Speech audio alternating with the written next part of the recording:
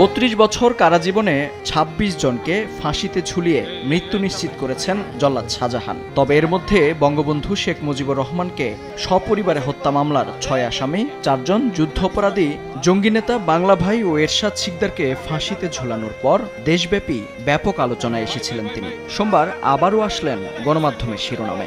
তবে এবার নিজেই পাড়ি জমিয়েছেন পরপারে।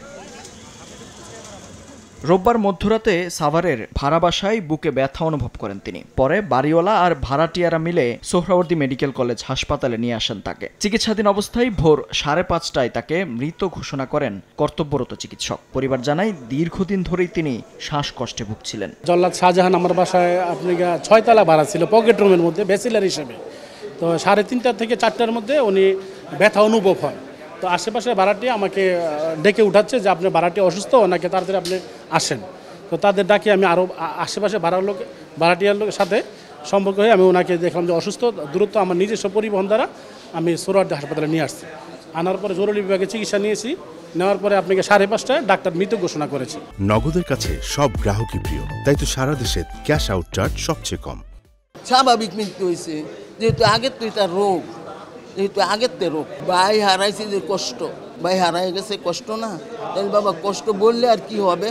ঘটনা জানাজানি হলে হাসপাতালে আসে শেরেবাংলা নগর থানা পুলিশ। মরদেহের সুরতহালের পর পুলিশ জানায় শাহজাহান ভূঁইয়ার শরীরে কোনো আঘাতের চিহ্ন পাওয়া যায়নি। পুলিশের ধারণা হৃদযন্ত্রের ক্রিয়া বন্ধ হয়ে মারা গেছেন তিনি। তবে অধিকতর তদন্তের জন্য মরদেহের ময়নাতদন্ত করা হবে বলে জানায় পুলিশ। মাথা হইতে পা পর্যন্ত সবকিছু স্বাভাবিক পাওয়া গেছে, এখানে কোনো আঘাতের চিহ্ন কোথাও পাইনি।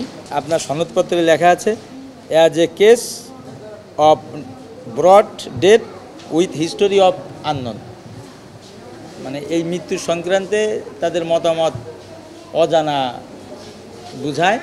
এখন পরবর্তী ময়নাতদন্তের পর যে রিপোর্ট আসবে সেইভাবে আর কি ওনারা ডিসাইড দেবে। ১৯৯১ সালে আটক হওয়ার আগে ও পরে শাহজাহানের নামে মোট ৩৬টি মামলা হয়। এর মধ্যে একটি অস্ত্র মামলা, একটি ডাকাতি মামলা এবং বাকি ৩৪টি হত্যা মামলা। এসব মামলায় ১৯৯৫ সালে তার সাজা হয় ১৪৩ বছরের। পরে ৮৭ বছর সাজা মাফ করে ৫৬ বছর কারাদণ্ড দেয়া হয় তাকে। ফাঁসি কার্যকর ও সশ্রম কারাদণ্ডের সুবিধার কারণেই সেই সাজা ৪৩ বছরে নেমে আসে। কারাভোগের পর ২০২৩ সালের ১৮ জুন ঢাকা কেন্দ্রীয় কারাগার থেকে মুক্তি পান শাহজাহান ভূঁইয়া। এরপরই বিয়ে করেন, যদিও সেই সংসার মাত্র মাসখানেক টিকেছিল। এরপর থেকেই সামাজিক যোগাযোগ মাধ্যমে নানা কর্মকাণ্ডের জন্য সমালোচিতও ছিলেন তিনি। মেহেদী হাসান, সময় সংবাদ, ঢাকা।